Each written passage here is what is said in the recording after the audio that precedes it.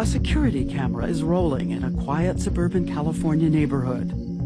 At the house across the street, in the shadows, someone quietly opens a window and slips out.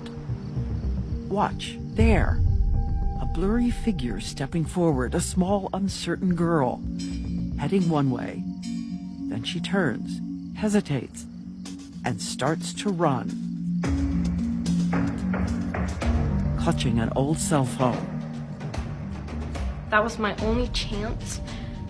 At least if something happened to me, at least I died trying. 911 emergency, what are you reporting? Hello? This is 911, do you have an emergency? I just ran away from home. Do you know what street you're on? No.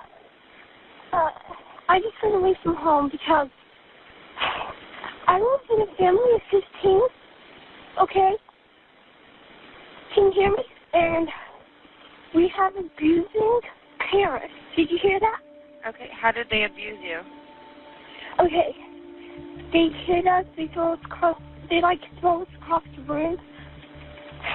They pull our hair, they yank out our hair.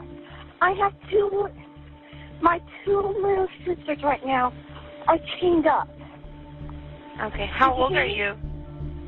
I'm 17. What's your name? Turpin.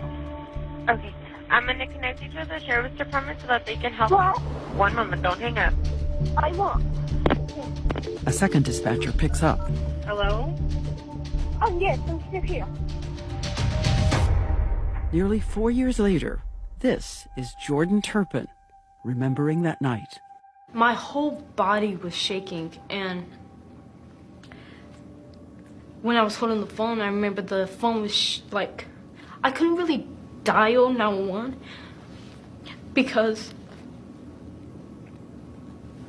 I'm sorry. Shaking too. Yeah, I was shaking it, so I was trying to dial 911, but I couldn't even get my thumb to press the buttons because I was shaking so bad. But I was trying to calm down. Thank you so much. I was trying to calm down so I could to do it, and then I finally pressed it, and then they answered. I literally never talked to somebody on the phone. What's your address? Okay, you gotta give me a minute. This is gonna take a while. I've never been out. I don't go out much, so I don't know anything about the streets or anything. The dispatcher tracks her location from the GPS on her cell phone and sends out a request for a police officer. A deputy across town volunteers. He's 14 minutes away. And I was freaking out because I was like, wait, are they going to take me back there? I was so scared in that moment. I was actually on the road because I didn't even know about the sidewalk. You're supposed to be on the sidewalk, but I never been out there. The caller tries to find her house address on a piece of envelope she stuffed in her backpack. My address is 92570 574. Did you get it? Okay, so now you just gave me a whole bunch of numbers. You didn't give me any kind of street name there. Oh, okay, I'm sorry. Okay. Those are the numbers on my house. That's your zip code. The numbers on your house should only be 3 digits. Finally, she reads the correct address, but is panicking, not knowing whether her parents can look out a window and see her. Are you in a corner right now? I might be. Is there a street sign? Is there a pole with 2 names at the top? I just see a stop sign. Okay, can you go over and stand right at that stop sign? Yes. And then eventually I saw a stop sign, and I stood by the stop sign, and she told me to stay there. And I was like, I'm scared they're going to come. I wanted to leave. I was so terrified because I know the way they were. They wouldn't care if they knew police were coming. They would just kill me right there and there if they realized that, especially if they knew I was on the phone with the police. But she tries to remain brave because of her siblings. She is their hope. The reason I ran away from home was because the chains were making places, and they would wake up at night and they would start crying, and they wanted me to call somebody and tell them. And so I wanted to call y'all so y'all can help my sister.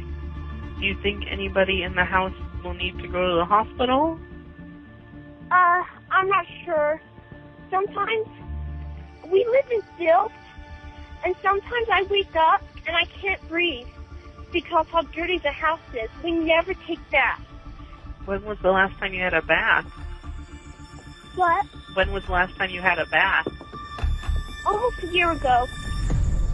I had to make sure that if I left, we wouldn't go back and we would get the help we needed, because if we went back, there's no way I would be sitting here right now.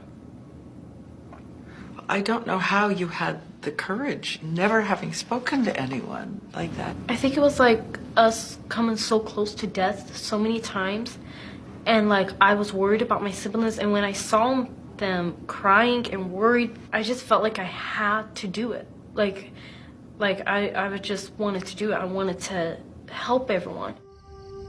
Do you know if your parents keep any kind of weapons in the house? I think that my father has a gun. Have you seen the guns? No, but they've talked about it. The dispatcher knows if this girl with the strange cadences and vocabulary hangs up or the call drops, there's no way to get her back. Her old phone has been disabled. It can only call out to 911. So the dispatcher tries to keep her talking. Do you know what your dad's name is? He is Turpin. I don't know much about my mother. She doesn't like us. She doesn't spend time with us ever. Does anybody at the house take any kind of medication? Oh, I don't know what medication Any is. medicine? When we have a cold, sometimes we take Robitussin.